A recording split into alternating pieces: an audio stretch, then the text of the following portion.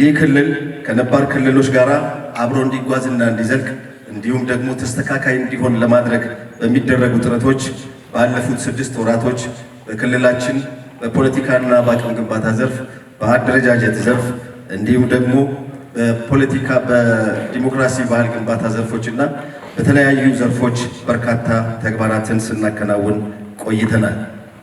በተለይም የፖለቲካና የአደረጃጀት ስራዎችን እየመራን በሄድንባቸው ሂደት በአመራርና በአባሉ የአስተሳሰብና የተግባር አንድነት እየተፈጠረ መጥቷል።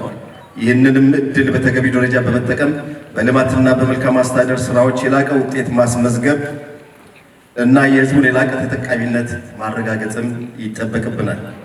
ክብራትና ክብራን፣ እስካሁን ከመጣንበት ይልቅ ቀጣይ የምንጓዝበት መንገድ ውስብስብና ትልቅ ትጋት የሚጠይቅ በመሆኑ ያስቀመጥናቸውን ህልምና ራዕይ እንዲህ በቀላሉም የሚሳኩ ባለመሆናቸው ወገባችንን አጉጠን አንገታችንን ቀና የማድረግ ስራ በየደረጃው ካለ አመራር አባልና ደጋፊዎቻችን የሚጠበቅ ይሆናል።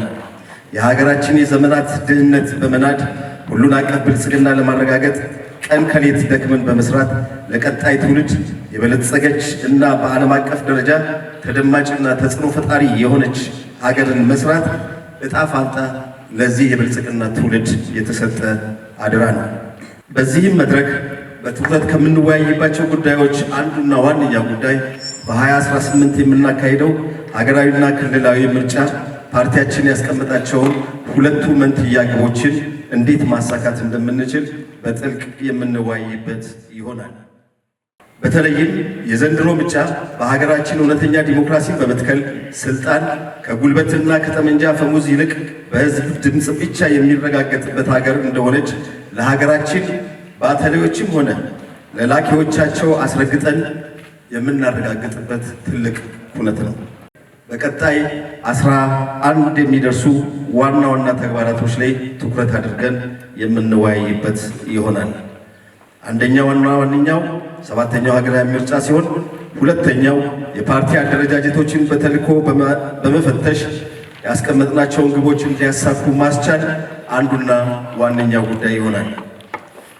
በሶስተኛ ደረጃ የአመራርና የአባላት ዕለት ከዕለት ግንባታ ስራችን በማጠናከር ጠንካራ የምርጫ የልማትና የሰላም ሰራዊት ከመገንባት አኳያ በትኩረት የምንወያይበት ይሆናል።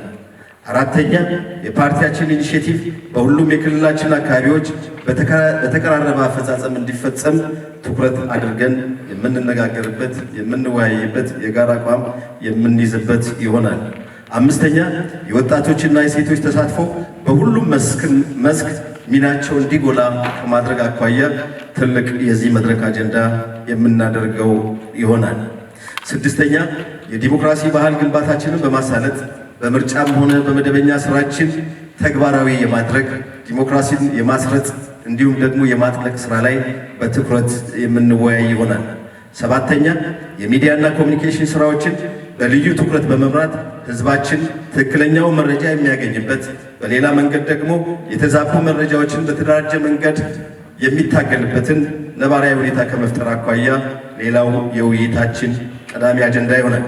8 የፓርቲ ህንፃ ግንባታ ካስቀመጥነው አቅጣጫ በተቃራኒ የሚጓዙ ዞኖች እየታዩ ሲሆን የፓርቲ ተቋም ግንባታ ለማረጋገጥ እና ፓርቲያችንን የትውልድ ፓርቲ መሆኑን የምናስመሰክርበት ግዙፍ ተግባር በመሆኑ በተቀመጠው አቅጣጫ እየተጓዙ ያሉትን መዋቅሮች እያመሰገንን፣ 9 የሀብት ልማትና አስተዳደር ስራችን እየተሻሻለ የመጣ ቢሆንም በቀጣይም በልዩ ትኩረት የምንመራውና አሰራሩን የማዘመን ስራ ላይ ትኩረት የምናደርግ ይሆናል። 10ኛ ዲጂታል 2030 እውን ለማድረግ በየተቋማችን የቴክኖሎጂ አጠቃቀም ባህላችንን በማሳደግ ስራዎቻችንን ከወረቀትና ከሰው ንክኪ ነፃ እያደረግን መሄድ ይገባናል። በዚህም ረገድ በክልል ብልጽግና ማዕከል እንዲለማ የተደረገ ኢንተግሬትድ ኢንፎርሜሽን ማኔጅመንት ኤንድ ኮሚኒኬሽን ሲስተም ወይም የተቀናጀ የመረጃ አስተዳደርና የመገናኛ ስርዓት ኦልሞስት እየተጠናቀቀ ያለና በቀጣይ ጊዜያቶች ወደ ተግባር የሚገባ ይሆናል። በመሆኑም እያንዳንዱ ዞን እያንዳንዱ ወረዳ የቅድመ ዝግጅት ስራውን በማከናወን በቀጣይ ይህንን የሚበለጽገውን ቴክኖሎጂ እስከታች ድረስ በተደራጀና በተቀናጀ መልኩ ወደ ስራ የምናስገባ ይሆናል። በመጨረሻ የመልካም አስተዳደር ችግሮችን ጠራርጎ በማስተካከል የህዝብን እርካታ የማሳደግ ስራ ትኩረት ሰጥተን የምናከናውናቸው ተግባራት መሆናቸውን እየገለጽኩ